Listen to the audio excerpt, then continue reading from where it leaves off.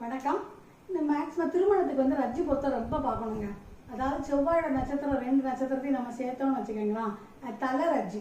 அப்போ நம்ம கல்யாணம் ஆனோடனே ஒரு தலைக்கு ஒரு கண்டம் வரும்னு அர்த்தம்.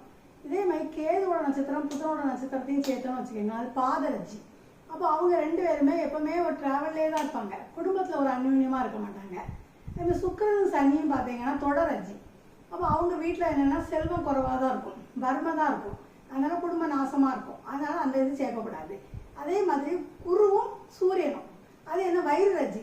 அப்போ நமக்கு சந்தான பாக்கியம் குறைவாக இருக்கும், குழந்தை இல்லாமல் இருக்க வாய்ப்பு இருக்குது. இதே மாதிரி சந்திரனும் ராகும், சந்திரன் ராகு கழுத்து ரஜ்ஜி. இப்போ இந்த கழுத்து ரஜ்ஜி நம்ம சேர்க்கவே கூடாதுங்க. கல்யாணம் ஆனோன்னா நிறைய மரணம் வர்றதுக்கு இது இருக்குது. ஆனால் சந்திரன் ராவுக்கு விதிவிலக்கு கூட இல்லை, ஆனால் கண்டிப்பாக சேர்க்கக்கூடாது. மற்றது கூட விதிவிலக்கு இருக்குது. நீங்கள் என்னதுன்னா தஞ்சாவூரில் சுக்கரனோட ஸ்தலம் இருக்குது, அக்னீஸ்வரர் கோயிலில் போய் நீங்கள் அந்த பரிகாரம் பண்ணீங்கன்னா